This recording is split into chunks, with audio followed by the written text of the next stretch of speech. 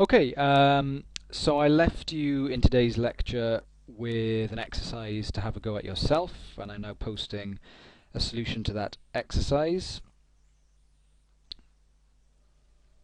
So essentially we talked a little bit today about the mechanics of lift generation and the importance of maximizing lift-drag ratio, and practically how that can be achieved, and a little bit of maths to go away and do to show what things affect maximum lift-drag ratio. So one of the things we talked about today were the different types of drag, and that induced drag, or the induced drag coefficient, can be expressed in terms of the lift coefficient with the following formula.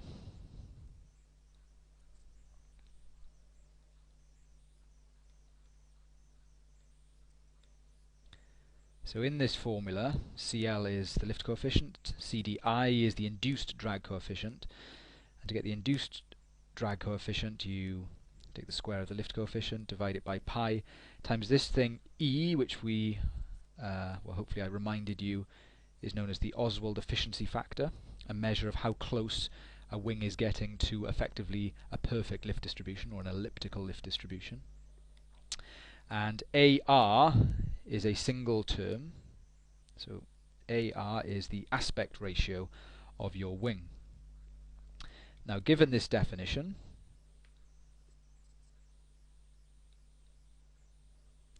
we can write that the total drag for an aircraft, so CD, this is the total drag coefficient, is CD naught, the zero lift drag,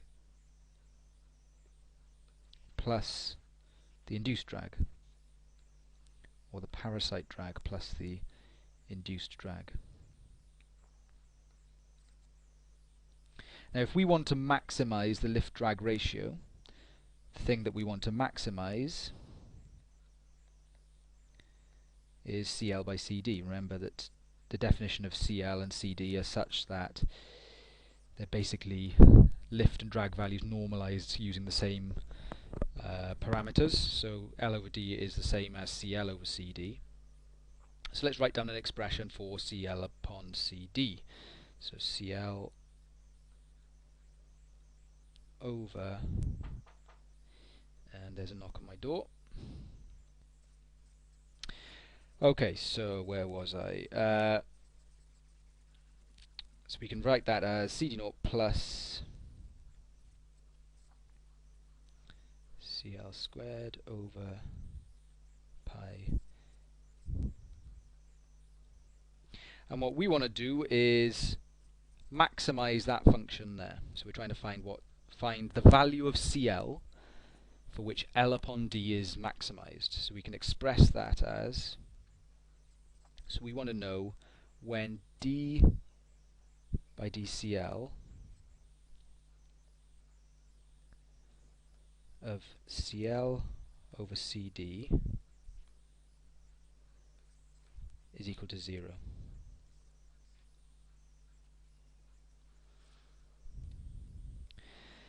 So we're going to have to differentiate this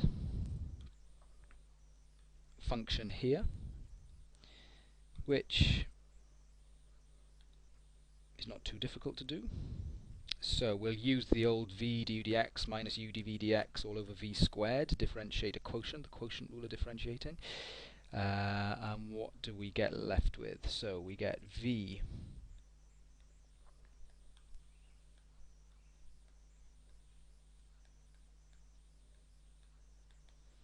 du dx, so dCl by dCl is just 1, minus u dv dx, so minus CL times the derivative of the function on the bottom there, which is going to be just 2CL over pi Oswald efficiency factor aspect ratio. And we need to divide all of that by v squared, which makes it all a bit messy, but it will clean up pretty quickly.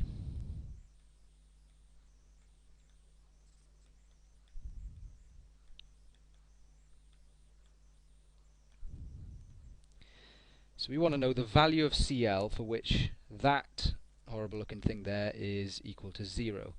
Well, we can forget about what's on the bottom of that function there and just say that that thing is going to be equal to 0. So let's write what we're doing. So d by dCl of L upon d is equal to 0 when this thing on the top is equal to 0. So when this bit of the function here equals 0, obviously we've got 0. And I'll do a bit of tidying up as we're going. So that is equal to, so that happens when CD naught is equal to, so we've got over here, we've got 2CL squared, so we can take all of that onto the right hand side, subtract the other one, and we've got CL, we're left with CL squared over pi E AR. So when CL is equal to the square root of pi E AR CD naught. So that's the value of CL, which gives us a maximum lift-drag ratio. Now let's substitute that value of CL back into our expression that we had at the top for L upon D. So I'm going to substitute that into this equation here. So let's call that equation star. And we'll say, so substituting into star gives us that L over D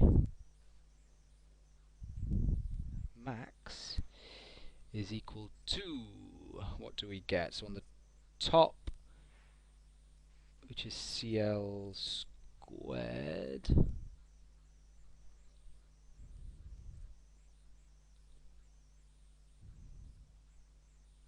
oh, sorry, on the top is just CL, so on the top we get square root of pi E AR CD naught all over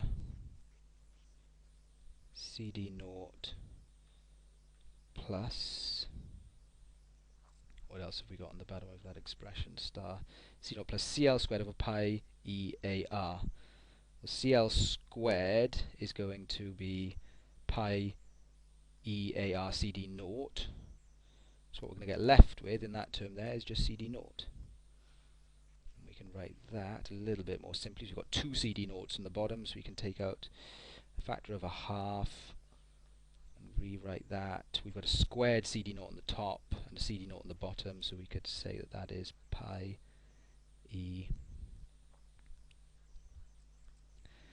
Now that might have seemed like a lot of hard work, but it was worth it, because this is an important result that tells us a lot about why aircraft look the way they do. Now, ultimately, as we discussed in the lecture today, aircraft designers, aerodynamicists, are trying to maximize the lift-drag ratio at all times. This gives benefits in terms of aircraft efficiency, range, and so on. Now, what this result here tells us is that the maximum L upon D of an aircraft is given by a half times the square root of pi. Now so far there's nothing we can do about that. Half is always a half, pi is always pi. But E is something that's to an extent within the control of a designer. So if you can achieve an elliptical lift distribution across your wings, and E is 1, the maximum value it can have, you have maximized your lift-drag ratio. So the closer you can get to the elliptical lift distribution, which is what the designers of Spitfire tried to achieve, the better your lift-drag ratio. But also, if you can increase the aspect ratio of your wing, you will increase lift-drag ratio. This is why gliders, for whom it's incredibly important to have a high lift-drag ratio, have these long, thin wings, high aspect ratio wings.